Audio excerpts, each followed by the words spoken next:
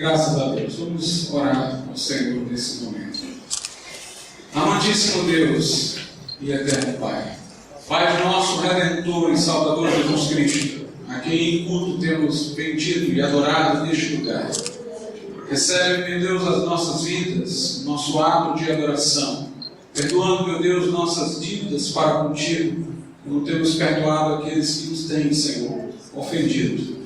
Que o Senhor possa, nesse momento, ser engrandecido pela ministração de Sua palavra.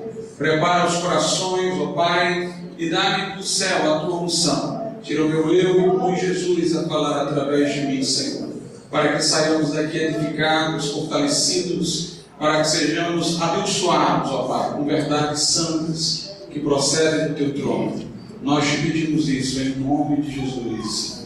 Amém. Vamos abrir as nossas Bíblias no livro do profeta Jeremias, no Velho Testamento, no capítulo de número 2. Livro do profeta Jeremias, capítulo de número 2, versículo de número 13.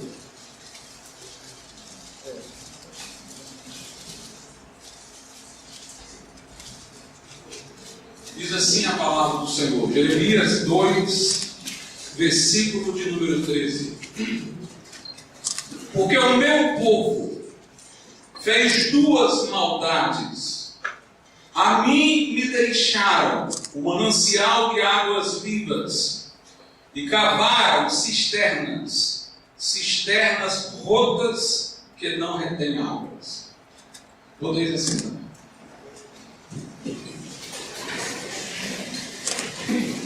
A Bíblia, irmãos, parece deixar claro aqui que parece uma consequência inevitável de quem abandona o Senhor, o manancial de águas vivas, tentar cavar outras cisternas.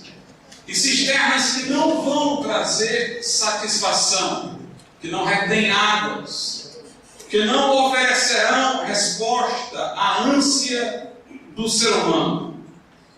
E as ideologias seculares são como essas cisternas que não retêm água, que não satisfazem o homem que deixou de procurar a resposta do Senhor, o manancial de águas vivas. No primeiro culto que tivemos da comunhão, eu me baseei, quando preguei, no texto que está em Colossenses.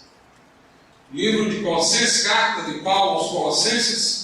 A Bíblia diz-nos o seguinte, no capítulo de número 2, versículo 8: tende cuidado para que ninguém vos faça presa sua, por meio de filosofias e vãs sutilezas, segundo a tradição dos homens, segundo os rudimentos do mundo e não segundo Cristo. Naquela oportunidade eu fiz alusão ao fato de que os sofistas, os falaciosos desse mundo, que nos querem fazer presa de suas ideologias, eles não pensam a partir de Cristo. Eles pensam a partir dos rudimentos desse mundo. Ou seja, não reconhecendo o Criador, eles elegem alguma coisa da criação para divinizar. No mundo antigo, isso era de uma forma personalista. Eles tinham deuses da guerra, estavam, portanto, endeusando um instinto bélico do ser humano. Eles adoravam o sol ou as estrelas. Hoje nós vivemos uma sociedade mais sofisticada, mais refinada, e a idolatria toma formas mais camufladas. Mas nós ainda vemos pessoas fazendo isso que os antigos faziam, não de uma forma personalizada, personalista, de uma maneira mais impessoal, porém fazem. Nós sabemos, por exemplo, que Freud elegeu a sexualidade para explicar todas as coisas do ser humano. Ele defendeu o que tem sido chamado de pansexualismo. Desde o carinho do filho para com a mãe, até as atividades intelectuais, ele explica através da sexualidade. Um elemento da criação se torna explicativo de tudo. se torna capaz de dar respostas a todas as coisas. O marxismo, por exemplo, reduz tudo ao fator econômico. As ideias, a arte, a religião são epifenômenos, superestrutura condicionada pelo fator econômico, que é o que movimenta a história. Tudo encontra resposta no elemento econômico. E eu poderia ir sucessivamente mostrando que todos estes grandes ideólogos do mundo fazem um reducionismo. O naturalista quer explicar tudo segundo leis de causa e efeito. Recusa qualquer intervenção do mundo sobrenatural, coloca tudo sob o determinismo das leis. Então sempre há um reducionismo, sempre um elemento da criação é omniabarcante, abarca tudo, é o fator de explicação de tudo. Essas pessoas não fazem uma representação desses elementos para se curvarem diante deles, mas o fazem ocupar a posição que deveria ser atribuída a Deus. Isso é tão verdade que na Grécia houve os filósofos fisicistas, como Tales de Mileto, Heráclito e outros, que reduziam o mundo a algum elemento. Tales dizia que tudo era água, Heráclito dizia que era fogo, Empédocles reduziu a 4 elementos, e Tales uma vez disse: o mundo está cheio de deuses. Ele reconheceu que aquele elemento a que os fisicistas reduziam o mundo, muito embora fosse apenas um fator de explicação e não algo que personalizavam para adorar, estava ocupando uma posição divina. Então, sempre que nós não reconhecemos a Deus e selecionamos algo daqui para se tornar o fator explicativo de tudo e temos esse reducionismo, nós estaremos sendo idólatras. E as várias ideologias são idólatras. E isso não é referente apenas ao comunismo, não é apenas referente ao fascismo, ao nazismo, mas até ao liberalismo e ao conservadorismo, conforme nós vamos ver.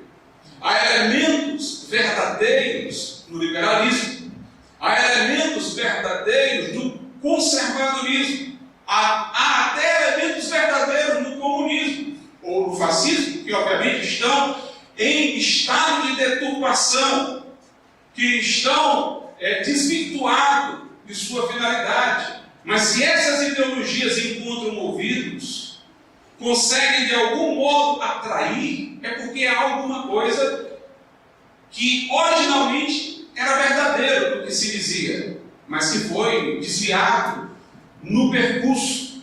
É exatamente esse aspecto de possível verdade, ainda que deturpada, que atrai.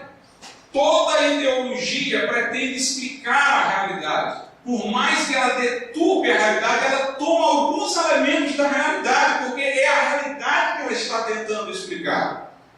E, portanto, ela vai ter que ter alguma coisa verdadeira, que ela tomou da realidade, ainda que seja para deturpar.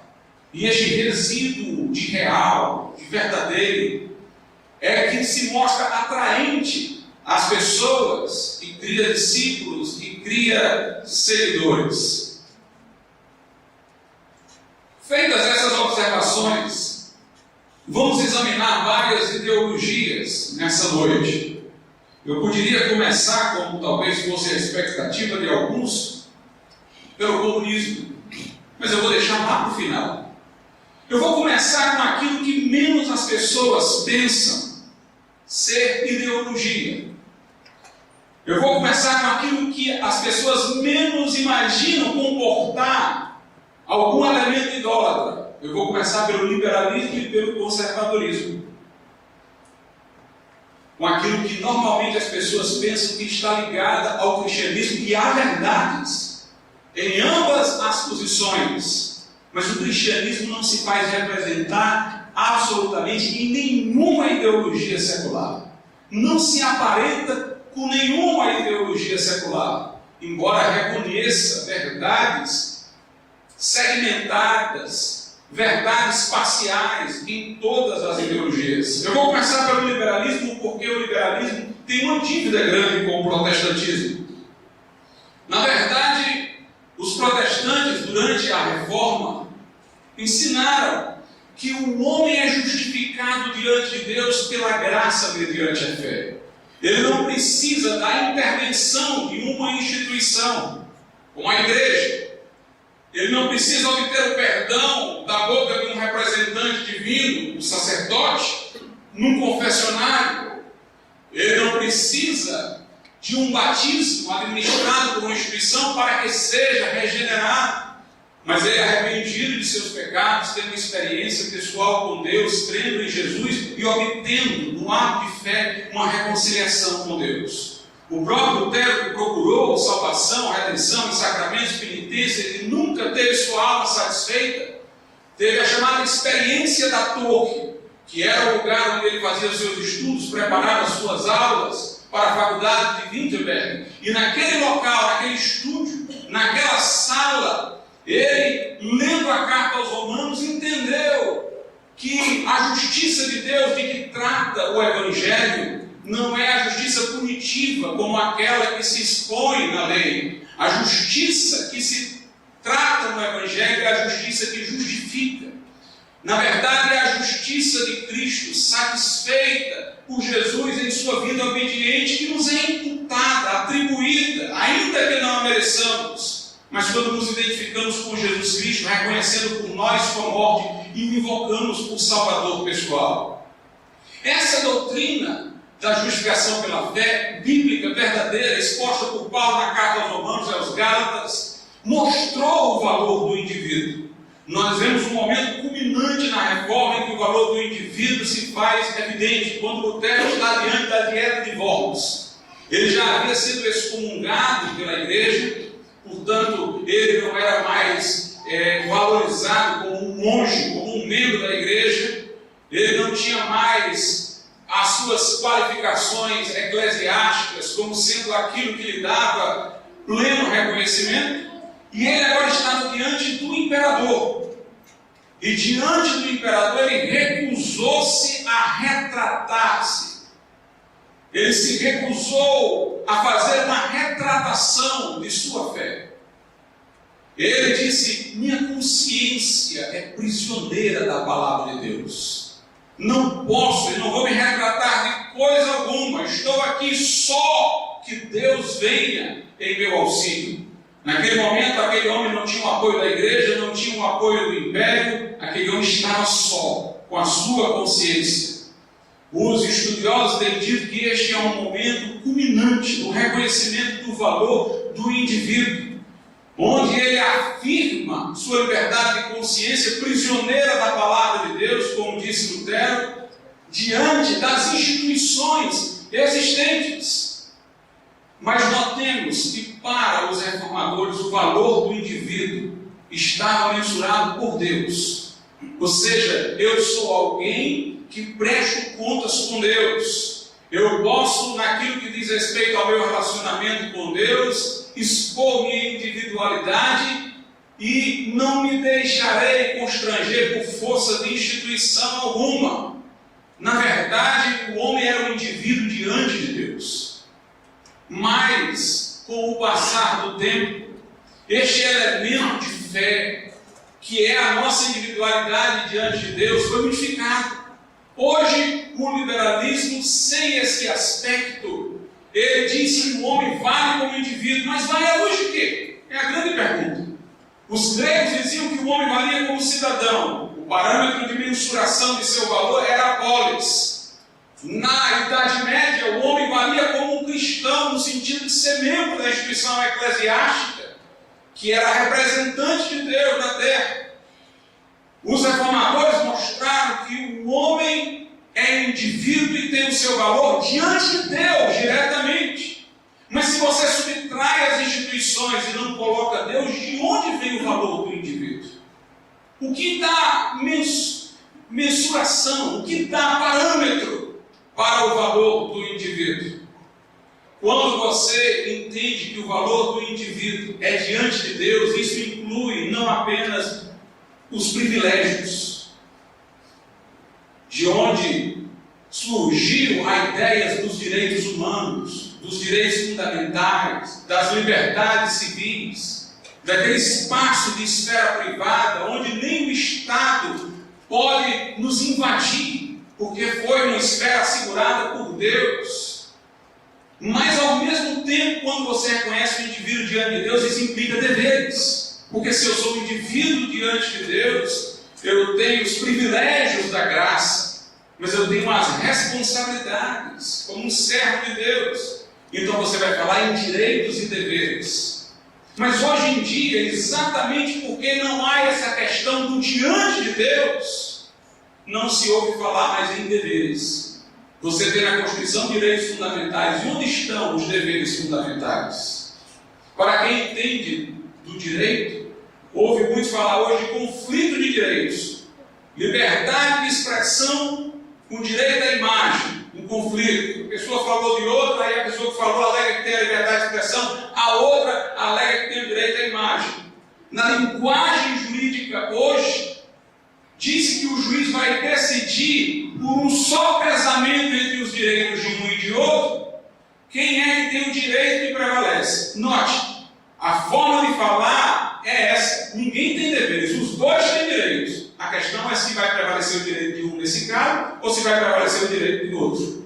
O que perde na ação judicial, o juiz entendeu que o direito do outro prevaleceu, o que perde não recebeu nenhum aprendizado. Não, eu tinha direito. Eu podia fazer o que fiz, apenas o direito dele foi mais forte. No passado, o que perdia, entendia, não, eu violei um dever. Eu agredi um direito alheio e violei um dever. Não era só a questão de qual direito prevalecia. Você tinha o fator pedagógico. Você não apenas tem um direito que não prevaleceu, você tem um dever que descumpriu. Os protestantes enfatizavam, quando começaram a formular teorias sobre os direitos fundamentais, eles falavam, e aí eu faço alusão ao Hugo Grosso, faço alusão a Johannes Althusius, um calvinista, Grosso, um arminiano, para satisfazer todo mundo. Quando eles começaram a elaborar o seu pensamento sobre direitos humanos, eles enfatizavam os deveres, direitos e deveres. Mas a visão do liberalismo hoje, exatamente porque se separou do aspecto espiritual, ficou apenas na questão dos direitos. Hoje se diz que questão de direitos humanos não é questão moral. A Corte Suprema norte-americana decide inúmeras questões dizendo isso aqui você não pode trazer argumento moral, porque é questão de direitos, moral é para a religião. Como se não tivesse dentro do direito uma esfera de deveres, só de direitos, e a questão é saber qual direito prevalece. Mas o que não teve o seu direito prevalecente não violou nenhum tipo de dever, apenas não teve um direito que não prevaleceu. Então a gente vê como o liberalismo perdeu por sua desvinculação com a origem espiritual. Hoje em dia se fala do liberalismo em autonomia. O indivíduo hoje do liberalismo é um consumista. Ele é alguém apenas que se sente com autonomia para fazer o que quiser na área de consumo. Consumir isso, consumir aquilo, e aí até o direito à felicidade foi prejudicado. Nos documentos da independência americana, faz-se alusão ao direito à felicidade. Mas naquele momento ali que se dizia, inclusive na Declaração de Independência, que os direitos vinham de Deus, se reconhecia a origem teísta dos direitos. Quando eles falavam em direito à felicidade, tinha uma conotação moral, que inclusive era conhecida dos gregos da antiguidade. O que é felicidade numa visão moral? É você subjugar os instintos que caminham em direções diversificadas pela razão, que dá uma orientação dirigida. Os nossos instintos nos puxam hora para cá, hora para lá, eles dividem o nosso ser. Eles rasgam o nosso ser e nos trazem infelicidade. Uma felicidade moral é quando você consegue orquestrar esses instintos todos sob a égide da razão e da consciência e disciplinados para fins elevados. Mas hoje em dia o que é direito à felicidade? É ter um carro. é o homem poder fazer uma cirurgia para adquirir um fenótipo feminino. É uma adolescente fazer uma cirurgia para ficar parecida com uma boneca lá de desenho animado japonês. É uma pessoa fazer uma cirurgia para criar chifres, porque ela se sente feliz assim. Não é uma felicidade moral, é uma satisfação dos instintos mais baixos, é o contrário, é a satisfação dos impulsos. Feliz é aquele que pode comprar muito. É assim a visão da felicidade hoje, porque houve um desvinculamento do parâmetro de origem. O liberalismo econômico, até agora eu falei do liberalismo político, também tem uma relação originária com o protestantismo, mas quando se desprendeu, perdeu também o seu caráter de justiça. Na visão dos protestantes, a pessoa deveria trabalhar para a glória de Deus. Uma das coisas que o protestantismo trouxe foi a ideia de que toda vocação humana o é diante de Deus. Lutero dizia: um sapateiro que conserta o sapato, crendo que essa é a sua vocação, chamada e a habilidade que Deus lhe deu, o faz agradecendo a Deus por esta habilidade, ele presta um serviço a Deus, igual ao de um pastor que prega no culto, que ministra na igreja. Portanto, não havia mais aquela superioridade dos clérigos em relação aos leigos. O que diferencia o clero do laicato é que o clero tem a missão de pregar, mas ela é uma vocação espiritual tanto como qualquer atividade profissional. Se a pessoa está ocupando sua atividade profissional, certa de que aquela é a vocação que Deus lhe deu, a habilidade que Deus lhe deu, e se ela o faz grata a Deus e para a sua glória. Então houve aí a ideia de igualdade, quebrando os direitos estamentais, porque clero e nobreza tinham privilégios, e o restante do povo era tratado como não gozando desses privilégios, mas quebrados os privilégios, porque todos agora têm sua vocação e posição reconhecida igualmente diante de Deus. Houve uma ideia de igualdade com o protestantismo. Então o protestante ele trabalhava, como diz o Max Weber, lá na Ética, protestante, o espírito do capitalismo, o protestante trabalhava para a glória de Deus. Quando ele ganhava, ele não era consumista. Portanto, o consumismo de hoje é antagônico à filosofia protestante da reforma, porque o protestante não era consumista.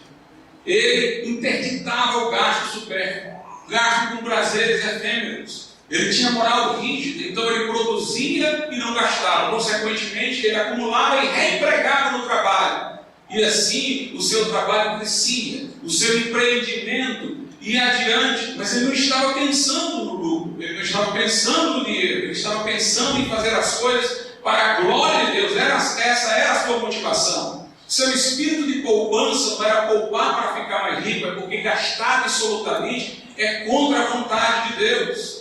E eram extremamente solidários, porque as igrejas eram extremamente voltadas para a sua comunhão interna. Os puritanos ajudavam uns aos outros, enquanto que no Brasil surgiu tudo com latifúndios, dos Estados Unidos com minifúndio, porque eles dividiam a terra em pequenos grupos para que todos pudessem produzir, socorriam uns aos outros nas igrejas. Então trabalhava, ganhava, empregava no trabalho parte, e assim prosperava e ajudava o necessitado. Tem um livro sobre o estado moderno de um sociólogo que ele diz assim, que o costume até hoje existente nos Estados Unidos dos grandes milionários, às vezes serem dadivosos na filantropia, é uma reminiscência, é uma memória do tempo do protestantismo incipiente nos Estados Unidos, quando eles sentiam que o que eles produziam e ganhavam, eles tinham que compartilhar com o necessitado. A partir do momento em que o liberalismo se autonomiza em relação à fé, o único objetivo se torna um lucro. Max Weber diz isso. Max Weber diz: no início era para a glória de Deus, agora é para ganhar dinheiro. No início a poupança era por razões morais, porque não se poderia gastar absolutamente. Agora a poupança pensando em ganhar mais, para lá na frente gastar tudo, ter mais ainda para gastar. Então nós vemos que muita coisa se desviou. A ideia, por exemplo, reinante do liberalismo econômico contemporâneo, de que o egoísmo é coisa boa, de que cada um tem que pensar no seu interesse próprio, uma mão invisível, como diria Adam Smith, vai organizar tudo, é incompatível com as nossas convicções, meus irmãos. Uma mão invisível aí aparece como uma coisa idólatra. É o acaso. O acaso é uma divindade adorada no passado remoto, que durante a renascença, inclusive por intelectuais, voltou a ser cultuada. A ideia do destino, do acaso, como sendo uma força impessoal que conduz as coisas. E você dizer que o egoísmo automaticamente vai trazer um bem para a sociedade, que o egoísmo em si favorece, não é realidade. E nós vemos que isso falhou durante a Revolução Industrial, quando o egoísmo dos que tinham indústrias fez com que mulheres trabalhassem em condições insalubres, precárias, em carga horária desumana, criança e tudo mais, naquele momento histórico, sendo necessária uma humanização do capitalismo. O egoísmo só não resolve. Os protestantes trabalhavam para a glória de Deus, não pelo egoísmo. Eles viam-se mordomos daquilo que ganhavam, responsáveis em relação a Deus, em relação ao próximo. O que os movimentava não era apenas o desejo lucrativo.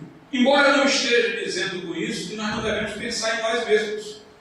A Bíblia ensina-nos a pensar em nós mesmos, mas não de uma maneira que exclua o outro. Se você observar, a Bíblia diz: ama o teu próximo como a ti mesmo.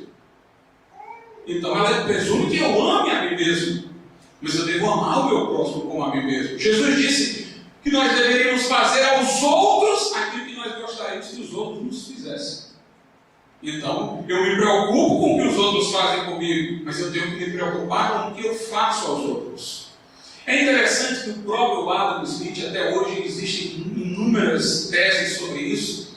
Na Riqueza das Nações, ele fala dessa mão invisível, que cada um procura o seu interesse próprio, defende uma perspectiva egoísta, como sendo algo que vai, no final, contribuir para o bem da sociedade. Mas ele tem um outro livro, Teoria dos Sentimentos Morais. E nessa teoria ele ensina sobre solidariedade, sentimentos humanos. Há uma grande dificuldade de coordenar os dois escritos.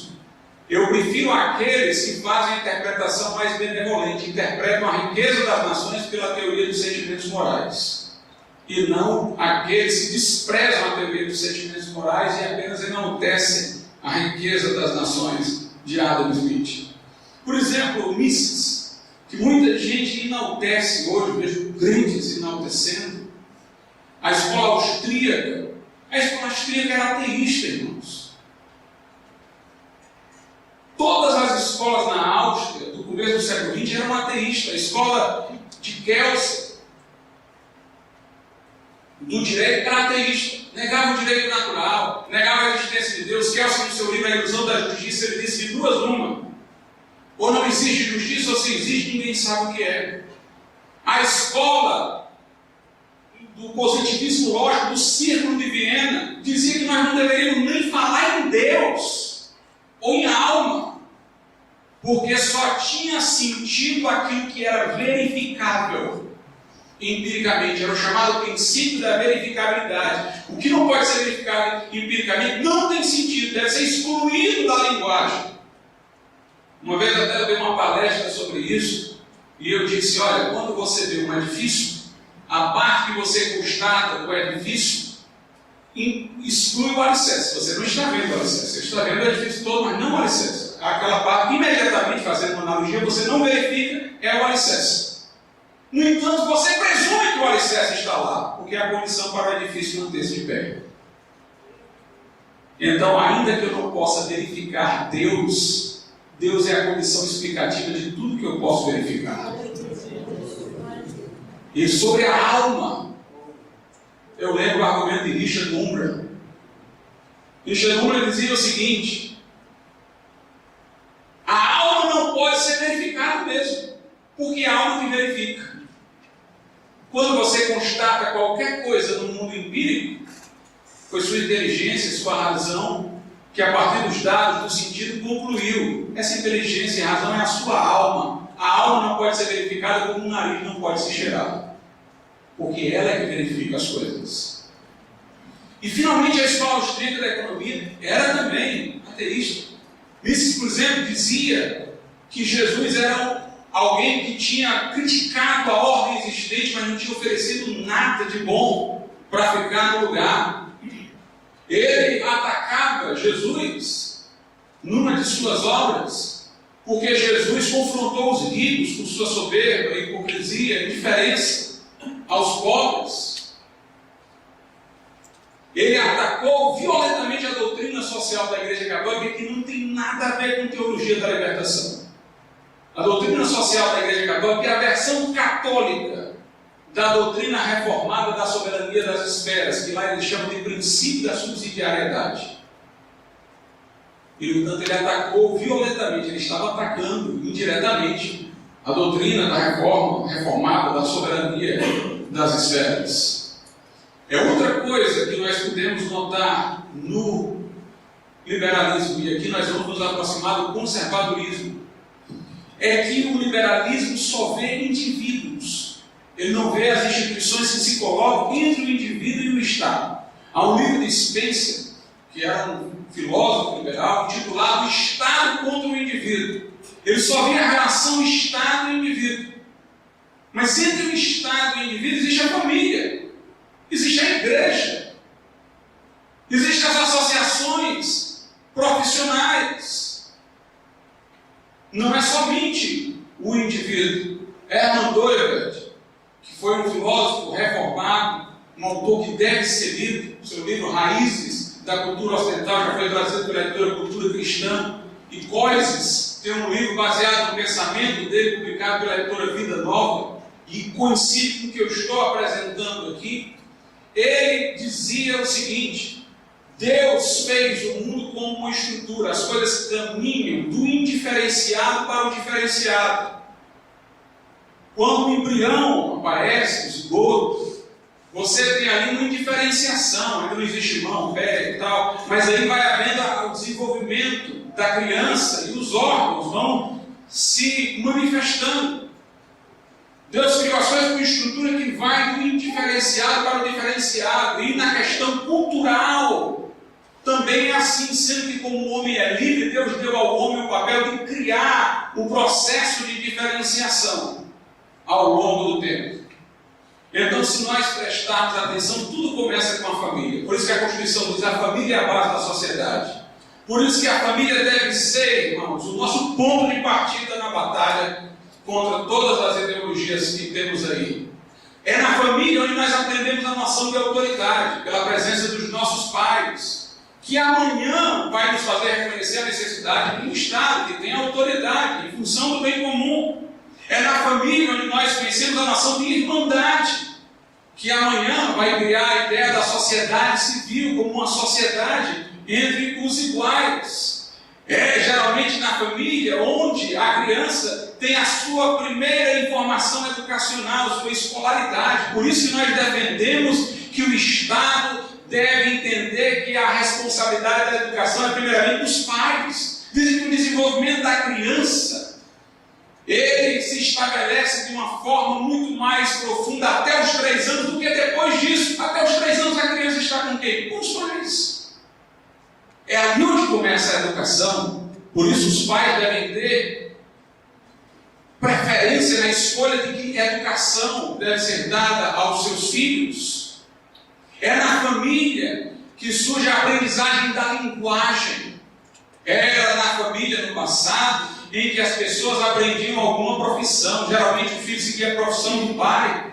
Mas aí vai havendo uma diferenciação. da noção de autoridade vai surgir do Estado, da noção de irmandade, da sociedade civil, da noção de trabalho, as profissões, as associações profissionais, da questão da educação como uma expansão e continuidade que começa na família, a escola, da questão da fé, a igreja. Então, todas essas instituições e outras estão ligadas a estruturas da criação de Deus. São estruturas criacionais. E, portanto, há deveres que não são individuais, direitos que não são individuais, mas que são do pai, são da mãe, são de papéis, dentro de instituições como a família. A relação que nós esperamos ter dentro dessas instituições é sui generis, segue a lei de cada uma dessas instituições. Mas nós temos visto que exatamente por força do liberalismo não enfatizar o valor dessas instituições, falar apenas do Estado como inimigo e no indivíduo como aquele que deve ser exaltado, essas instituições dentro dessa visão, ou só dessa visão, ficam vulneráveis a uma invasão do mercado dentro das instituições. Hayek dizia, que era um economista, que nós deveríamos ter cuidado com o Estado intervencionista, porque ele tendia a virar totalitário. Pois eu digo a mesma coisa também do mercado. Nem Leviatã, que é o nome que Hobbes deu ao Estado, e nem Mamon, que é a divindade das riquezas. Nem sejamos idólatras do Leviatã e nem do Mamon. O mercado também começa a entrar em tudo, se não for controlado. Daqui a pouco, marido e mulher, que são da mesma profissão, perdem a noção de que são parceiros na educação dos filhos, se veem como concorrentes para ver quem ganha mais dinheiro. É assim que inúmeros casamentos têm sido destruídos. Daqui a pouco, os filhos estão exigindo dos pais como direito que o pai compre bens para os filhos. É assim que tem acontecido. Pais ausentes de casa que compensam com bens as reivindicações de seus filhos e substituem o amor pelo consumo, pela dádiva material. Nós vemos, irmãos, hoje mais do que nunca o mercado entrar na escolarização, nas universidades, pessoas que criam universidades apenas intencionando lucro. Não há preocupação com a qualidade do ensino, não há preocupação com a questão da educação em si, porque a lógica do mercado entra em tudo. O mercado tem o seu valor no seu devido lugar, mas ele não pode invadir as outras esferas e tornar-se uma mentalidade. Quando vira uma mentalidade, até as amizades são prejudicadas, porque a pessoa, antes de escolher um amigo, faz uma relação de custo-benefício. Ela diz assim: será que vale a pena ser amigo desse? Esse aqui não dá futuro. Esse aqui eu vou ter vez, eu vou conseguir emprego, vou me aproximar desse aqui. Naquele ali não tem futuro, vou me aproximar dele. Tudo é custo-benefício. Tudo é o que eu posso ganhar e o que eu posso perder. É preciso, portanto, que nós reconheçamos o valor de cada uma das instituições. Nós não somos só indivíduos diante do Estado. Nós somos pai, mãe, filhos, professores, alunos. Nós somos membros de igreja, pastores. E, portanto, cada uma dessas esferas tem a sua própria lógica interna, de acordo com os ditames da criação de Deus. Antes de haver Estado, havia família. Logo, o Estado deve nascer reconhecendo a família. Antes de haver Estado, Deus, obviamente, já havia, e, portanto, a igreja deve ser reconhecida.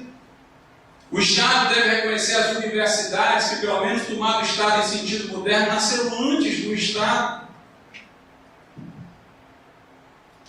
Nós, portanto, devemos valorizar essas instituições e não apenas o indivíduo, não apenas as reivindicações consumistas do indivíduo, mas também os papéis que incluem deveres dentro das instituições. Eu louvo a Deus pela vida de John Wesley. John Wesley foi um homem que pregou o Evangelho, mas preocupou-se com aqueles que estavam sob a opressão. O seu movimento militou pela libertação dos escravos, o exército da salvação que nasceu do metodismo, lutou por uma legislação que impedia a exploração de crianças para a prostituição, que melhorou ao longo do tempo, inclusive, condições de trabalho. Os wesleyanos conseguiram convencer a sociedade da importância de tratar bem o trabalhador. Eu li um livro no tempo de um marxista, que ele dizia que os trabalhadores, em termos de seus direitos na Inglaterra, deviam mais a John Wesley e ao metodismo do que ao marxismo, apesar de ele ser um marxista. No livro de Gertrude Hilberfer, intitulado O Iluminismo Britânico, sobre o Iluminismo Britânico, publicado pela Realizações, ela tem um capítulo dedicado a John Wesley, apesar de ser católica.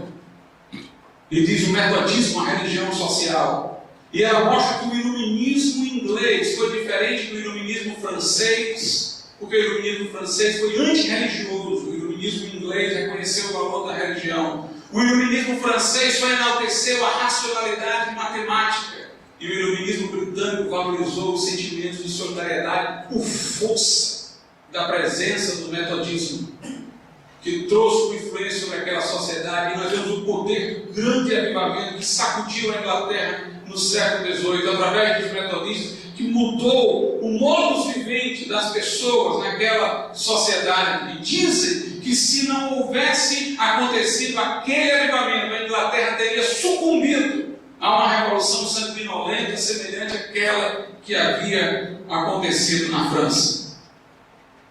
Em relação a essa questão do consumismo, nós vemos hoje, irmãos, como o mercado domina as pessoas na parte do consumo. Surge um produto novo, digamos um celular mais caro, o que é que acontece? Todo mundo quer comprar, mas é caro. Os ricos compram, para se distinguir dos pobres. Quer dizer, os pobres não têm, eu tenho. Aí o pobre fica esperando que o preço baixe para ele comprar, para ele se parecer com o rico. Quando baixa o preço, ele compra, ele fica igual ao rico, aí o mercado lança um mais caro para o rico correr atrás. E as pessoas ficam sendo envolvidas em tudo isso daí. Alguém diz, pastor, e os Estados Unidos? Os Estados Unidos, irmãos, foi o lugar onde o liberalismo funcionou de fato, no começo. Porque nos Estados Unidos, a moralidade puritana consertou o que o liberalismo não oferecia. De fato, eles se organizaram dentro de uma filosofia liberal, mas é Tocqueville, na democracia na América, que diz que nos Estados Unidos duas coisas fizeram lá dar certo: a democracia e o liberalismo. Ele diz: uma, a moralidade puritana, que criava espírito de solidariedade, que criava espírito de poupança para não gastar superfluamente, espírito comunitário. E ele disse: a segunda coisa foi o associativismo. Ou seja, independente de o Estado levar isso em conta ou não, eles reconheciam o valor das instituições intermediárias, dessas que são estruturas mediadoras, família e tal. E isso fez lá dar certo. Eu quero dizer uma coisa: muito mais do que o liberalismo, o que pode fazer uma sociedade dar certo é ela ser evangélica de fato e na raiz.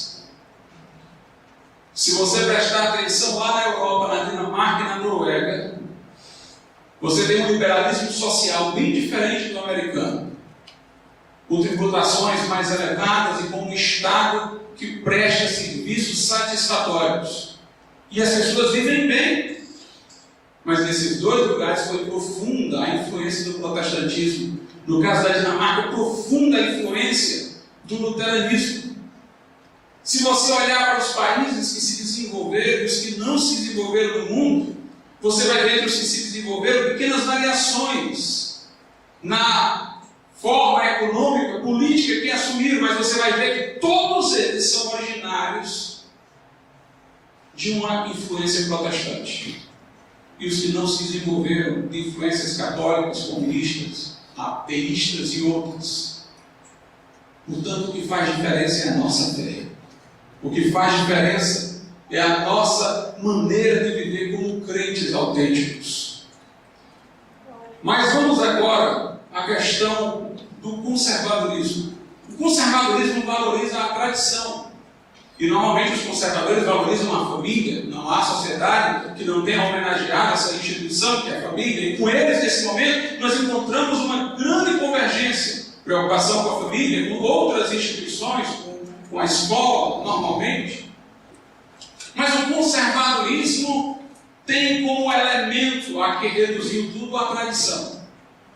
Ele, portanto, tende para o historicismo e mostra-se um pouco disposto a reconhecer valores atemporais, valores eternos.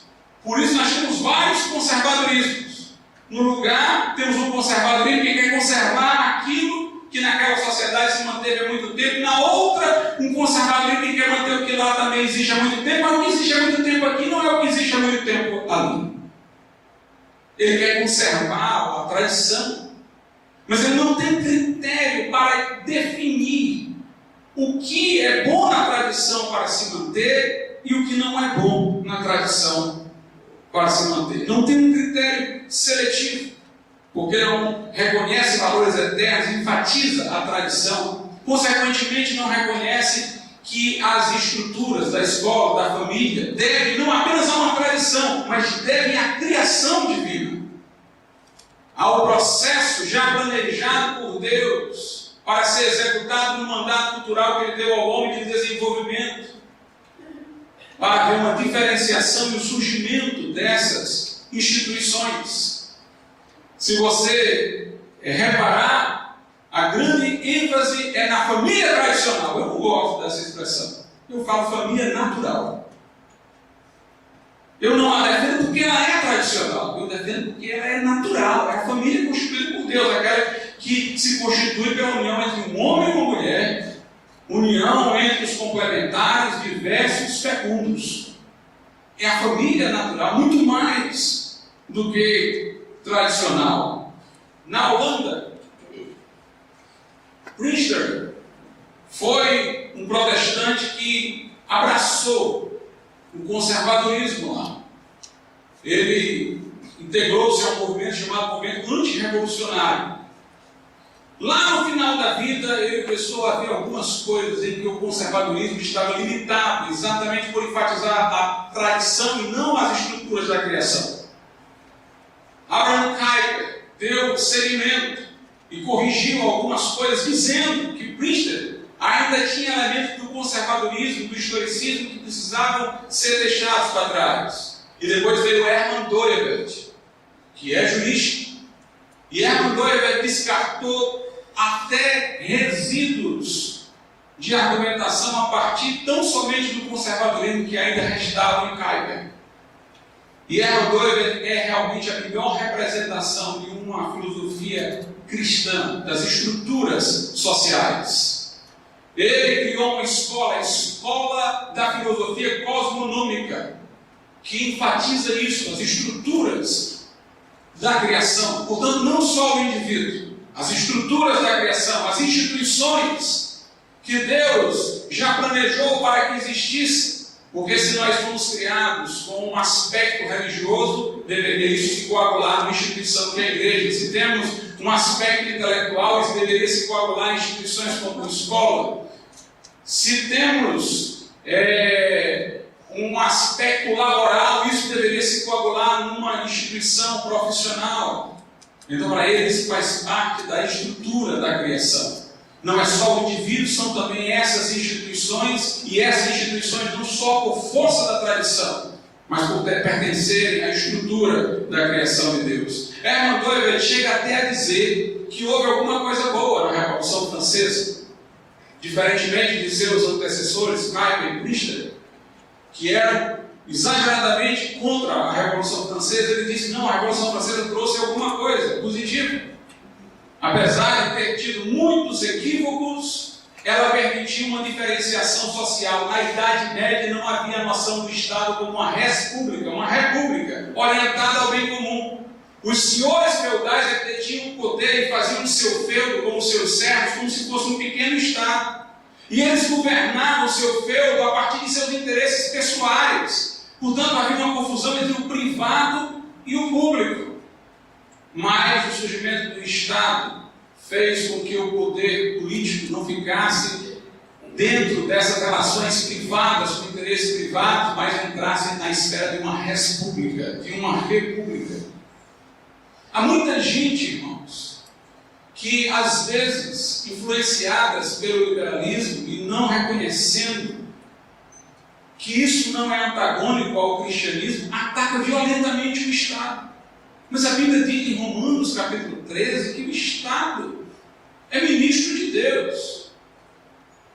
Há alguns que dizem que não é para pagar tributo algum, mas a Bíblia diz: a quem honra, honra, a quem tributo, tributo. Jesus pagou o tributo.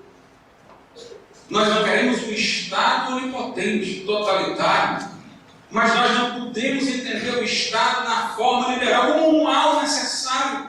Tão somente é um instrumento da providência de Deus para conter o excesso de mal sobre a terra, na medida em que exerce um poder policial, punitivo e procura distribuir justiça.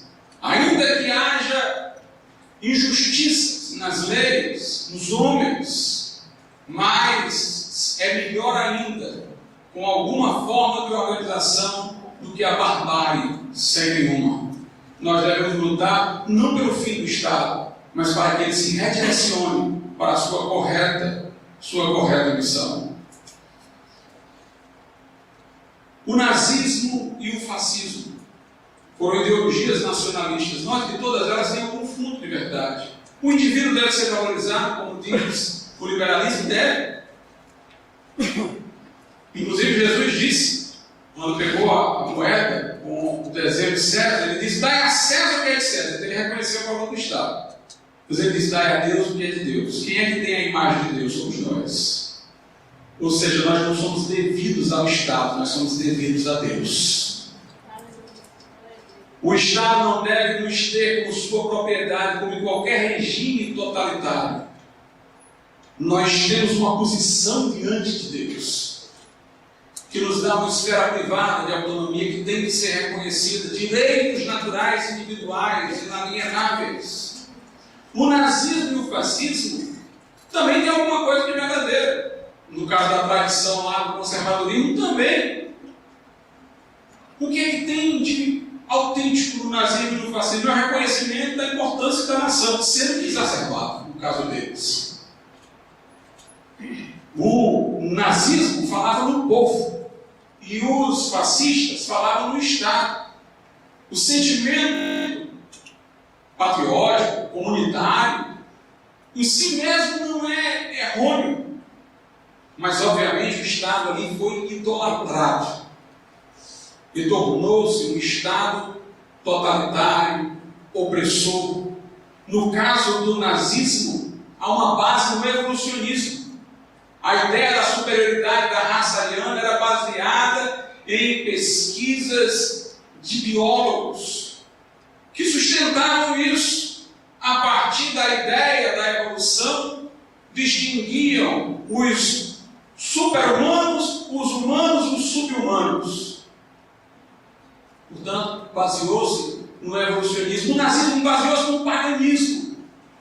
A cruz camada, símbolo do nazismo, era um símbolo hindu, porque a tese de Hitler era de que os arianos inicialmente estavam lá para aquela área do Tibete, e ele, portanto, admirava a cultura da Índia em alguns aspectos. Nós encontramos muito paganismo no nazismo, muita volta ao espírito dos bárbaros que existiam na Alemanha anteriormente. Carl Jung diz que quando a cruz tombou, o espírito dos bárbaros que cultuavam Thor e aqueles deuses da mitologia nórdica voltaram. O fascismo também idolatrava o Império Romano, principalmente na sua fase pagã. Idolatrava o Estado. Nenhum deles reconhecia suficientemente a universalidade cristã, porque reduziam o mundo à sua nacionalidade. Uma coisa também interessante é que o nazismo dizia assim: os totalitários, de uma maneira geral, dizem isso: o Estado fica, o indivíduo morre, vai. Então o Estado é superior ao indivíduo. Isso seria verdade se o indivíduo não tivesse uma alma imortal. Note que Para esse argumento totalitário, só uma concepção cristã pode reagir. Não está naquela história, um dia finda, mas nós haveremos de habitar em novos céus e nova terra. C.S. Lewis dizia: não diga, me encontrei com uma pessoa comum. Você nunca se encontrou com uma pessoa comum. Você falou com uma alma eterna, com um indivíduo que vai viver para sempre. Ninguém é comum entre os seres humanos. Nós podemos dizer, irmãos, que o bem comum está acima dos indivíduos, mas não está acima das pessoas. Como indivíduos, nós somos apenas um componente que se especifica pela matéria, ou seja, pela cor do cabelo, pelo corpo, que é diferente. Se os nossos interesses forem efêmeros, pode ser que um interesse maior do bem comum possa suplantar esse interesse efêmero nosso, que seria prejudicial ao bem comum. Mas nós não somos só indivíduos, nós somos pessoas. Essa é uma categoria teológica. Como pessoa, eu sou alguém dotado de uma alma imortal. Eu sou alguém que responde perante Deus, singular, único, não intercambiável.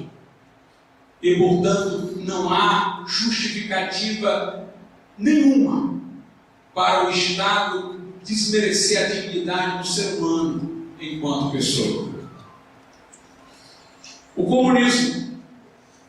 comunismo é uma versão mundana da esperança cristã. Alguns dizem que o comunismo nunca teria existido se o cristianismo não tivesse chegado. Porque o cristianismo é que alimenta a ideia de esperança. Novos céus, nova terra. Os pagãos tinham uma filosofia da história que era circular. As coisas iam acontecendo numa sequência, chegava lá, fazia uma curva e voltava para acontecer tudo de novo. Eles não tinham muita esperança no desfecho final. O comunismo toma a categoria da esperança, e aí que ele é atrativo, mas ele muda o foco para outra direção. É uma escatologia não transcendente, mas imanente. É uma visão do futuro feliz, não no céu, mas na terra. Portanto, ele é uma religião. Porque é escatológico. Porque Marx ousou profetizar o que viria. Depois do capitalismo, o socialismo, depois do comunismo. É uma escatologia imanente nesse mundo. Explicada apenas pelo fator econômico que Marx divinizou, tudo se reduz ao fator econômico. Os homens não têm alma, os homens não respondem perante Deus, não há Deus, a religião é o ópio do povo, então são materialistas, fatalistas, porque acreditam que a história inevitavelmente caminharia numa determinada direção, o que não aconteceu na União Soviética nem em lugar nenhum. Interessante que uma vez eu conversei com um marxista e ele atacava violentamente os Estados Unidos. Foi numa época em que o marxismo ainda tinha vez, tinha a União Soviética ainda de pé. Ele atacava violentamente os Estados Unidos e dizia que era imperialista e tal. E eu olhei para ele e disse: o marxismo é imperialista também. E eu não estou falando aqui, eu disse para ele, por causa da União Soviética que tenta levar os países a serem comunistas e dominar seus países satélites, não. Eu falo do ponto de vista teórico. Marx dizia que os países que estariam mais próximos do socialismo eram aqueles que estavam mais desenvolvidos no capitalismo. Então, se um marxista estava falando que os Estados Unidos eram um país exageradamente capitalista e imperialista, ele deveria ficar feliz, não estava bem pertinho do socialismo. Porque a ideia de Marx era essa, que primeiro o país tinha que exagerar suas forças produtivas no capitalismo, aí depois é que ele estava pronto para a revolução do proletariado, deu tempo de formar uma consciência de classe, deu tempo a produção ser ampla para ser dividida, aí podia entrar no socialismo e no comunismo. Então, se fosse pela lógica, estaria mais próximo. O marxismo de Marx homenageia os países capitalistas, nesse sentido, pondo-os à frente no processo histórico, dando-lhes maior proximidade com o socialismo e o pretenso comunismo. Fala-se em fraternidade, mas baseado na coerção, baseado na coação. Interessante que alguns marxistas dizem assim: a igreja primitiva viveu um comunismo. Viveu não, irmãos. Lá na minha igreja, recentemente eu falei sobre isso e vou falar aqui, para aqueles que estão aqui. Aquela divisão entre os irmãos que aconteceu lá em Jerusalém não foi apenas por uma questão de solidariedade com necessitados. Vejam bem, muitos que estiveram lá no Pentecostes, no dia que Pedro pregou, vieram de terras distantes, eram judeus de outros lugares, e eles se converteram lá. Se eles tivessem voltado para os seus lugares novos convertidos, a igreja não iria com eles, porque eles iam chegar lá, novos convertidos, iam se congregar onde, iam fazer o quê? Então eles ficaram em Jerusalém.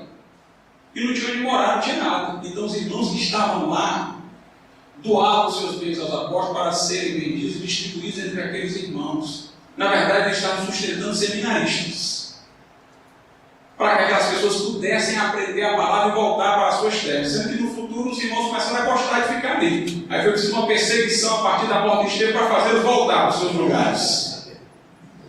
Mas eles estavam ali em função da obra de Deus, fazendo aquelas doações para manter aqueles irmãos. É até lógico, alguém diz: de repente ficou todo mundo pobre aí? Como é que apareceu tanta gente necessitada? Na verdade é porque aqueles irmãos tinham até suas propriedades, mas lá naquele lugar em Jerusalém não tinham nada. Então os outros socorreram. E no final os que socorreram até ficaram pobres, porque eles tinham muito amor, mas foram ingênuos do ponto de vista econômico. Então eles venderam as terras onde poderiam produzir para assistir e deram para os irmãos. No final eles assistiram aqueles irmãos, mas quando aqueles irmãos se exporam, eles não tinham mais nada, ficaram pobres. Aí Paulo saiu pedindo oferta para eles, nas igrejas, dentro dos gentios. Aí Paulo disse: olha, eles ajudaram vocês, agora é hora de vocês ajudarem eles, para que, assim como a abundância deles supriu a vossa falta, agora a vossa abundância supra a falta deles. E haja igualdade. Mas será que alguém era coagido a dar suas propriedades? Vamos ver. Ananias e Safira chegaram para Pedro e disseram que estavam dando tudo, mas estavam mentindo. Veja o que é que Pedro disse para eles. Aí a gente vai descobrir se era amor ou coerção, se havia voluntariedade ou opressão. Livro de Atos,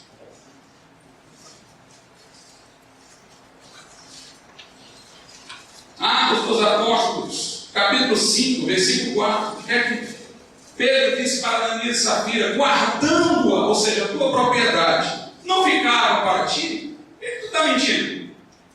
Podia ter guardado, para ti é teu, a propriedade é tua. Vendido não estava em teu poder o dinheiro. Por que formaste este desígnio em teu coração? Não mentiste aos homens, mas a Deus. A igreja primitiva reconhecer a propriedade privada. Pedro disse: olha, a propriedade era tua, não estava lá não. Vendendo a propriedade, o dinheiro era teu. Por que mentir dizendo que está dando sem dar? Portanto, havia um reconhecimento da propriedade privada. Eu acho interessante quando Jesus multiplica pães e peixes, irmãos, porque ele vai mostrar mais ou menos como vai ser o reinado de Jesus no milênio. Como é que funciona o comunismo? Cada um, a pretexto de igualdade, fica com uma fatiazinha que não satisfaz o estômago de ninguém. Todo mundo recebe igual, mas não satisfaz. No capitalismo, como é? Uns têm mais e outros têm menos. E com Jesus, como é? Multiplicou pães e peixes, alimentou todo mundo, saciou e ainda teve lucro. Recolhe aí o cesto que faltou. Tem lucro ainda. É assim o governo do Senhor. Nós precisamos, irmãos, reconhecer que deve haver tanto quanto possível igualdade de oportunidades. Eu sou contra cotas em escolas públicas, porque o Estado deveria oferecer, já que se propõe a escolaridade, o próprio Adam Smith reconheceu que o Estado deveria oferecer escolas não monopolizando, mas escolas alternativas para os que não podem. Dificilmente a iniciativa privada iria lá para Quixeramobim, para uma área do Matagal, para abrir uma escola lá. Não ia lucrar nunca. Então tem que ter escola do Estado, para criar igualdade de oportunidades, que não deveriam ser ideologizadas, e devem existir as escolas privadas, tanto quanto possível, melhor que elas existem e sejam acessíveis. Mas se o Estado, por exemplo, faz a prova do Enem e tem escola pública, por que precisa dar cotas? Por que ele não prepara para aquela prova? Mas existe uma política de não reprovação. Aí não reprova o aluno porque quer dar estatística de que escolarizou tantos lá fora. Com medo de as pessoas evadirem porque não estão passando e ele poder não dar aquelas estatísticas. As pessoas vão passando e não vão sabendo das coisas. O professor tem que baixar o nível, porque senão aqueles que passaram sem que devessem ter passado não vão entender nada. E ele prejudica a escola pública. Mas eu sou a favor de que a escola pública fosse boa como o liceu no passado, para que haja igualdade de oportunidades. Mas você é a favor da absolutização da igualdade? Ou não, senão não tem mais mérito, não tem mais talento. É como uma corrida, todo mundo parte do mesmo lugar, mas o melhor corredor chega na frente.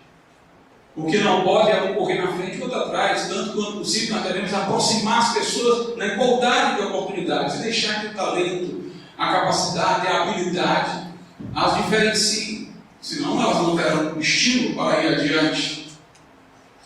Nós devemos ser contra o abuso do poder econômico. Os monopólios e oligopólios acabariam com a livre concorrência e fariam verdadeiros impérios econômicos grandes. Empresas hoje ganham mais do que países na África. Adam Smith dizia, ele próprio sendo liberal, que em algumas oportunidades o Estado deveria intervir para evitar oligopólios, monopólios e garantir a continuidade da livre concorrência. Crimes contra a economia popular, pessoas que, para entrar na concorrência, fraudam informações, misturam produtos, apresentam um produto de melhor qualidade, mas na verdade é de menor qualidade. Nós deveríamos ser contra o abuso da propriedade. Plantador de maconha tem que perder o terreno mesmo, porque está usando sua terra para criar destruição para os outros.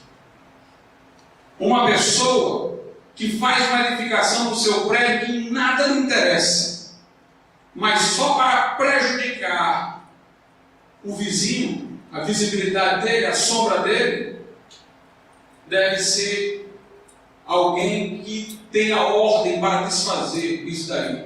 Porque ele está usando a propriedade não para usufruir, mas para ofender o direito alheio. Nós vemos lá no Velho Testamento muitas vezes isso, inclusive Deus dizendo que nas plantações o que sobrar, que ficar no chão, deixa as pessoas entrar e colher os mais pobres. Em vez de um egoísmo extremo, somos a favor de condições melhores de trabalho, humanas, salubres. Por isso que durante a Revolução Industrial, os metodistas protestaram para que os trabalhadores tivessem condições humanitárias de trabalho. Mas hoje em dia, meus irmãos, nós temos novas ideologias surgindo. Ideologias da pós-modernidade, como o feminismo, o movimento gay, ideologia de gênero. Sabe qual é a característica dessas novas ideologias? Que não são macro-ideologias como as outras, elas não querem ter uma visão ampla do Estado, não tem uma escatologia, elas aparentemente são mais setorizadas. Essas ideologias se servem do argumento de todas as outras. Uma mulher abortista, por isso que é a pós-modernidade. A pós-modernidade é a quebra da racionalidade. Na pós-modernidade, a lógica é só um detalhe. A lógica pode ser quebrada.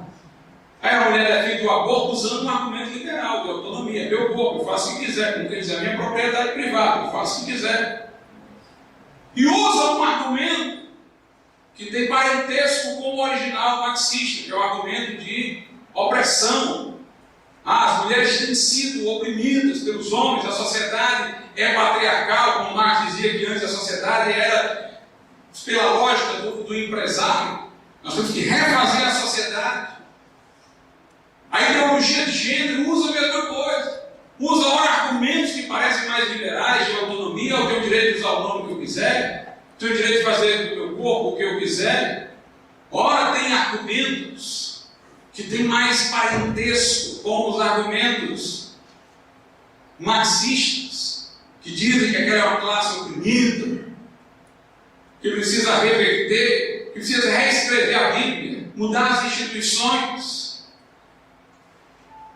Nós vemos hoje que há esse uso das múltiplas ideologias. Esses grupos, eles não têm fidelidade a uma estratégia discursiva, eles usam a pluralidade. Eles não se incomodam de ser contraditórios, de dizer que o homem nasce gay e de dizer que ninguém nasce homem ou mulher, a pessoa se faz homem ou mulher. Quer dizer, todo mundo se faz homem ou mulher, mas gay não se faz, nasce. Eles não se incomodam com a contradição, eles usam de tudo. É tiro para todo lado e criam aquela fobia da opressão. São os homens dominando as mulheres, são os heterossexuais dominando os homossexuais. Tem que ser revertido. Aí se vitimiza e busca compensação histórica. Esses movimentos buscam compensação histórica. Agora é a nossa vez, agora chegou o nosso momento. Meus irmãos, essa estratégia é contra a dignidade humana. Se vitimizar, alegar coisas históricas do passado, do local, como se em todas as épocas da história não tivessem havido flagelos, independentemente do motivo por que isso tenha acontecido. E o homem precisa rebaixar sua dignidade, se fazer um verme, um miserável, para depois reivindicar direitos. Veja como é diferente do passado. No passado, dentro de uma visão cristã, porque nós somos seres criados à imagem de Deus, temos dignidade, nós temos direitos. Agora é porque eu sou pisado, sou isso, sou aquilo, eu tenho direito. Não é firmado na dignidade. O homem tem que se rebaixar nessa sociedade para ele encontrar argumento para ter direitos. Há essa estratégia da vitimização. Interessante que hoje em dia nós vemos muita gente também alegando isso em função de racismo, de necessidade de compensações históricas por isso, mas Martin Luther King dizia nos Estados Unidos: é preciso acabar com a ideia de cor. A sociedade hoje, em nome da compensação, está virando racista. Eu vou preencher o meu currículo lá e eu tenho que declarar se sou negro, branco. Graças a Deus não são para não declarar nada. Havia dois movimentos nos Estados Unidos na época da segregação racial: o de Malcolm X, que era islâmico, e o de Martin Luther King, que era o pastor batista. Martin Luther King dizia: eu tenho um sonho de acabar com esse negócio de raça. Ninguém é preto nem branco, todo mundo é ser humano criado à imagem e semelhança de Deus. Ninguém fala mais disso. E Malcolm X era o argumento do ressentimento. Não, agora nós negros é que temos que reaver o que perdemos, nós temos que descontar, nós temos que tomar o espaço que nos foi considerado uma filosofia do ódio que não progride, que não faz progredir uma nação, que cria divisões internas, brigas infindas, em vez de as pessoas se irmanarem. E em nome dessa vitimização terminam querendo compensações que envolvem a destruição de instituições como a família, como a escola, como até a Bíblia, que querem reescrever na linguagem do feminismo, disso, daquilo, e se socorre de argumentos, como eu disse, de todos os lados. Nós temos que enfrentar, irmãos, esses movimentos mostrando suas contradições. Hoje em dia nós necessitamos da volta do profetismo. O profeta era aquela pessoa que aparecia do nada. Não aparecia de instituição nenhuma, ele aparecia do nada. E ele chamava o Estado opressor aos seus limites. Conclamava os reis ao arrependimento e também os sacerdotes. Nossa geração precisa de profetas. Se você ler a Bíblia, você vai ver isso. Não apenas no Velho Testamento, os profetas como tal, mas no Novo Testamento, Paulo fala dos deveres dos cônjuges, dos deveres dos filhos. Na carta aos Efésios, aos Colossenses, dos deveres do patrão, do empregado cristão. Ele fala aos estamentos, aos papéis. Dizem que Lutero pregava em Wittenberg assim: agora são vocês pais, agora são vocês mães, agora são vocês filhos, agora é você príncipe, agora é você trabalhador, agora é você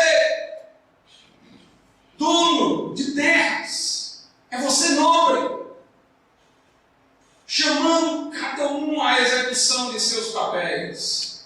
É assim que a igreja deve se portar nessa geração. E para nós fazermos isso, nós temos que reconhecer a união de todas as coisas em Deus. Eu falei de diferenciação de esferas, eu falei aqui do que há de bom em cada um e do que há de ruim, mas no final nós temos que unir tudo em Deus. Unir tudo em Deus, o céu e a terra. Faça a tua vontade na terra como ela é feita no céu. C.S. Lewis diz: os homens que pensavam mais no céu são os que fizeram mais pela terra.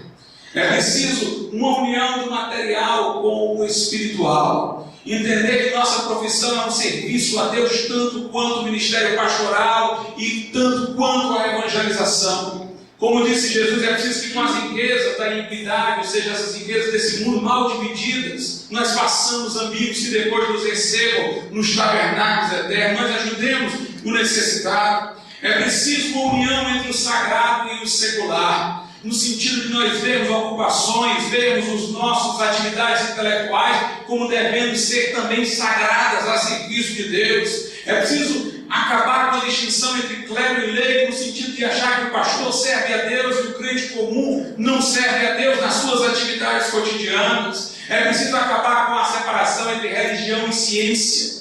A ciência acha que nós imaginamos Deus para tapar os buracos, para explicar o que ela ainda não explicou, e aí ela alimenta aquela vaidade de dizer muita coisa que se atribui a Deus, já descobrimos. Amanhã, o que ainda não descobrimos, iremos descobrir. Deus se tornará desnecessário. Mas como disse Dietrich Bonhoeffer, o nosso Deus não é tapa-buracos, não é hipótese de encerramento do pensamento, não. O nosso Deus está no miraculoso e no cotidiano. O nosso Deus, com a sua providência, organiza a história, sustenta os céus e a terra pela palavra do seu poder. Nele subsistem todas as coisas, visíveis e invisíveis. Nós não separamos religião de ciência, porque tudo que a ciência estuda está tomada da glória de Deus.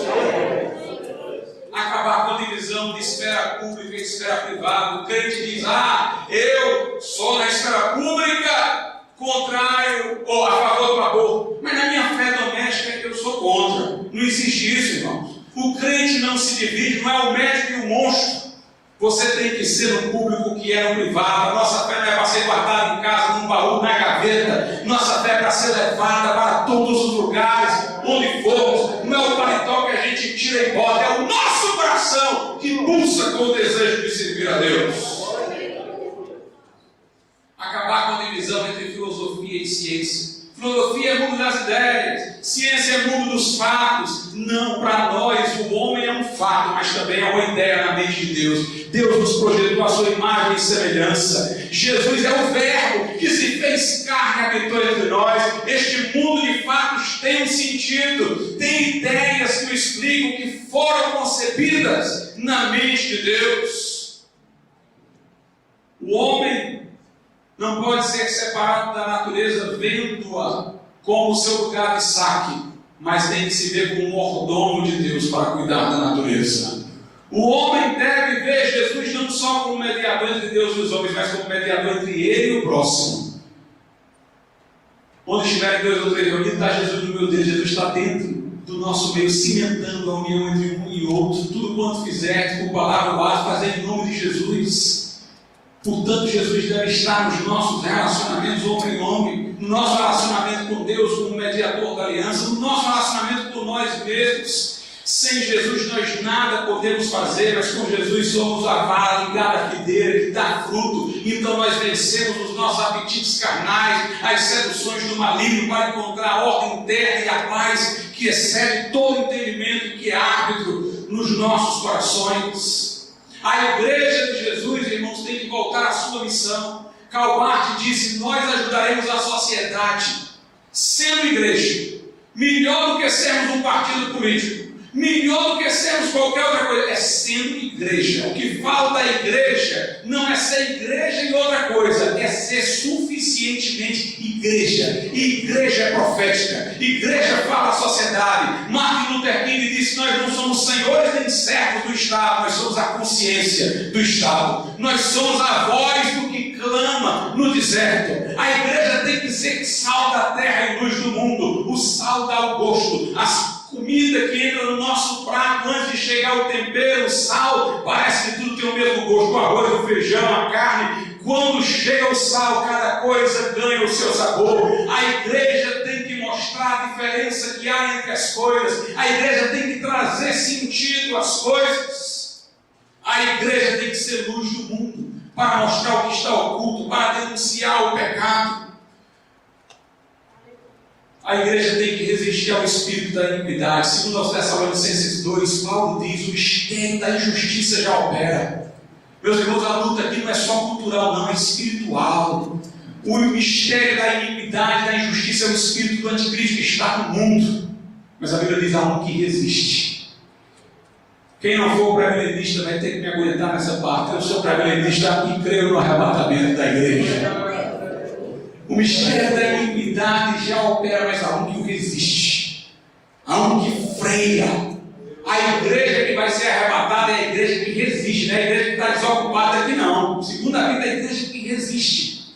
Até que seja posto fora, então se revelará o inimigo, que o Senhor destruirá com o sopro da sua boca, na manifestação da sua vinda. A igreja tem que resistir ao mal. Nós temos que resistir ao que há de errado em cada ideologia. Nós temos, irmãos, que combater os desequilíbrios. O melhor freio e contrapeso não é o poder judiciário controlando o executivo controlando o judiciário, o legislativo, não. O melhor freio e contrapeso é a igreja de Jesus aqui, tocando a trombeta em Sião, clamando no deserto, chamando ao arrependimento, mostrando o que deve ser para cada um.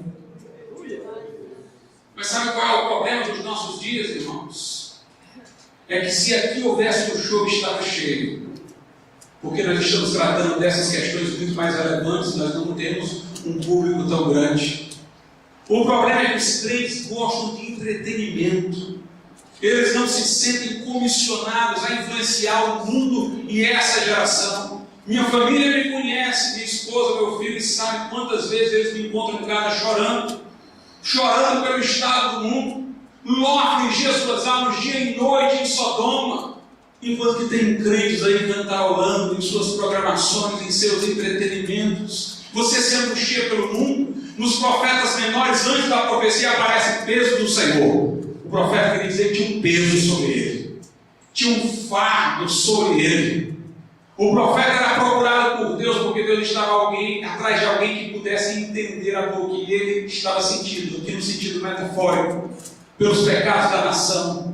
E o profeta compartilhava isso. No caso de Osés, Deus mandou ele casar com uma mulher que sabia que o trairia. Ele casou sabendo, para que ele pudesse entender o que Deus sentia por Israel não estar sendo fiel.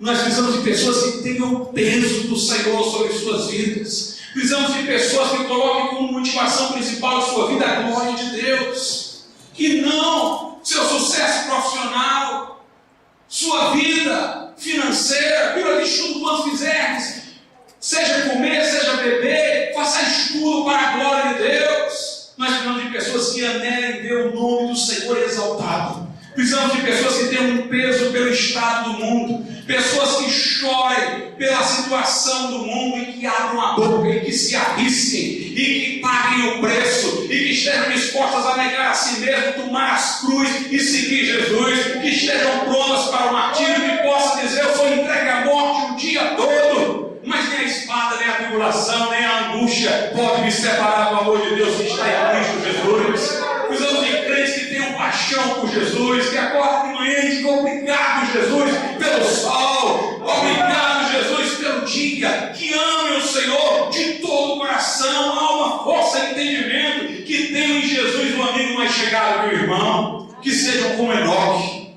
Enoque andou com Deus e Deus o tomou para si. Por quê, pastor? Porque Enoque já está mais perto da casa de Deus do que da casa dele. Deus disse: eu vou levar para mim. Vamos andar com Deus. Aleluia. Vamos andar próximo do Senhor. Chega, irmãos, de cristãos viverem como se o mundo não estivesse como está, como se Deus não fosse quem é. Lembremos-nos de João lá no Apocalipse, solitário na ilha de Patmos, talvez desanimado, mas ele viu Jesus, não Jesus moribundo da cruz, não o carpinteiro, onde ele tinha reclinado a cabeça no seu peito. Ele viu aquele cujos olhos são como chama de fogo, cujo rosto resplandecia como o sol na força do meio-dia, cujos pés eram como um latão reluzente de uma fornalha. E ele que reclinara o peito de Jesus agora caía trêmulo diante do Senhor. Mas Jesus disse: não temas, eu sou o Alfa e o Ômega, eu sou o primeiro e o último. Eu sou aquele que estive morto e reviveu. Eu tenho na mão as estrelas, os mensageiros das igrejas. Eu ando no meio dos candeeiros de ouro, no meio da igreja. Jesus está entre nós, tão poderoso como anjos. É preciso que os nossos olhos se abram para que nós enxerguemos. É preciso que a experiência de Jacó, quando fugia de Esaú, seu irmão, no caminho exausto, debruçou-se sobre uma pedra que fez como um travesseiro e dormiu. E ele então teve um sonho, uma visão. Ele viu uma escada que descia do céu, que ligava os céus à terra. Aquela escada representava Jesus, por ela os anjos subiam e desciam. Jesus disse: vocês ainda vão ver os anjos subindo e descendo sobre o Filho do Homem, o mediador. Ele viu Deus Pai na sua glória lá em cima, os anjos descendo, uma ponte que une o céu à terra, para sair da sua visão horizontal, para ver que Deus está acima de todos, que há um caminho para ele. E quando ele acordou, ele disse: Deus estava aqui e eu não sabia. Tem gente que tem que descobrir isso. Deus está aqui e eu não sabia. Porque procurais entre os mortos aquele que vive. O nosso Jesus está aqui para operar. Nós não podemos viver indiferente à nossa missão. Nós temos que cumprir o ID, nós temos que salgar, nós temos que ser luz, e nós temos a promessa dele: eles que estão convosco todos os dias, até a consumação dos séculos. Quando passares pelo fogo, a chama não arderá em ti. Quando atravessares as águas, elas não te afogarão. O Jesus que diz: nunca te desampararei, nunca te deixarei, ainda que o inimigo venha como a corrente das águas, o Espírito do Senhor atuará contra ele, a sua bandeira. Maior é aquele que está em nós do que o que está no mundo. Se vierem milhares contra nós e Jesus estiver conosco, a maioria ainda é nossa. Nós somos o povo que luta não como quem bate no ar. Sabe por quê, irmãos? Porque nós já tivemos a curiosidade de ir para o final da história, de ler a última página. O Cordeiro venceu. Aleluia! Ele venceu. Ele é que é digno de abrir o livro e trazer sentido à história. Ele é aquele que estabelece o amém no final. E eu digo mais: ele já venceu desde a cruz, quando disse: está consumado. Ali o diabo já foi sentenciado, o príncipe desse mundo já está julgado, só está aguardando a execução da sentença. Ali, meus irmãos, o destino do mundo já foi decidido, e pregue aquele que há de vir virá. E eu quero dizer uma coisa: esses reinos do mundo tombarão quando Jesus vier. Daniel interpretou o sonho do rei da Babilônia. Ele viu uma estátua e viu todos os grandes impérios. Lá no final, na perna, metade era ferro, metade era barro. Tem regime de ferro, tem regime democrático de barro. Mas quando de repente ele viu uma pedra que aparece, que sai e bate na estátua, e a estátua cai por inteira. Todos esses sistemas políticos, as dimensões humanas, um dia cairão e permanecerá o reino de Jesus. Isso é motivo para cruzar os braços? Não, isso é motivo para saber que vale a pena lutar por ele, que vale a pena estar do lado dele. Quem luta por qualquer filosofia deste mundo está investindo sua vida num banco que já faliu, está matriculando seu filho numa escola que vai fechar. Mas quem serve ao Senhor, serve aquele diante de quem se curvarão todos, no céu, na terra e debaixo da terra. Vamos sair do marasmo. Se Jesus é Senhor da tua vida, de todas as áreas, então é hora de tu andares sobre a luz dele. É hora de ser sal e luz. Meus irmãos, alguns dizem que nunca haveria um avivamento aqui no Brasil, porque se todos fossem evangélicos, nada mudaria, porque crescem os evangélicos e não muda nada. Porque os evangélicos continuam com o pensamento secular. Na igreja estão lá cantando, Mas eles emitem suas opiniões sem buscar fundamento. Eles estão absorvendo ideologias daqui. Um empresário crente não parece muito diferente do empresário incrédulo. Um trabalhador crente não parece diferente do trabalhador incrédulo. O irmão está lá dando glória a Deus na igreja, mas como pai em casa ele não é muito diferente de um pai incrédulo, de uma mãe incrédula. Vamos ser cristãos. Glória a Deus. Por inteiro. Por inteiro. Não adianta só crescermos como número. Crescer o número de evangélicos. É preciso que nós sejamos como aqueles evangélicos que transformaram o mundo no passado. O mesmo Deus de Joésia, o mesmo Deus do grande avivamento do século XVIII que fez arder a Inglaterra e os Estados Unidos é o Deus que está aqui. Onde está o Deus de Elias, pastor? Não é essa a pergunta. A pergunta é onde estão os Elias de Deus. O Deus de Elias estará onde estiverem os Elias de Deus. Vamos ficar aqui. Convido os irmãos que podem para louvar o Senhor.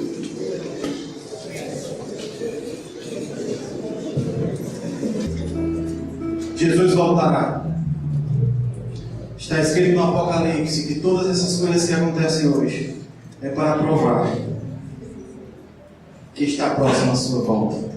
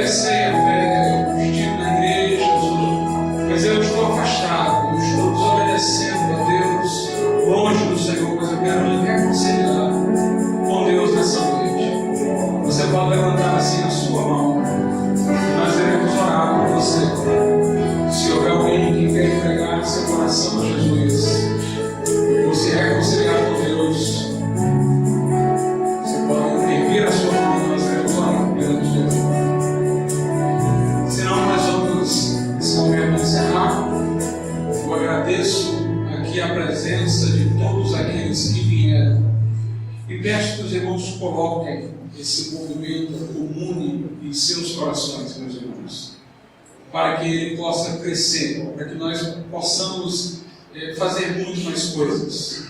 Se nós tivermos um grupo coeso, forte, né, nós vamos fazer cada vez mais eventos, teremos cada vez mais ações. Né? Procure persuadir pessoas que você conhece, crentes, da importância desse momento.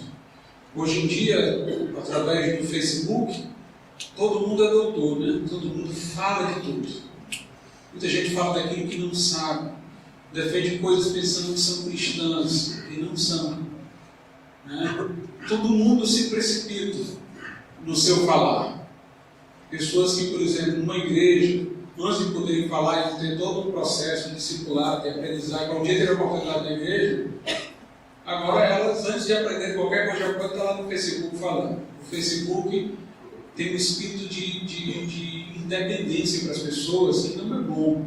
Cada um se sente conhecedor de tudo, detentor de todo o conhecimento, não respeita uma tradição evangélica de conhecimentos. Ele fala como se ele fosse o primeiro a falar sobre aquilo ali na vida, né? E há muita ignorância, irmãos.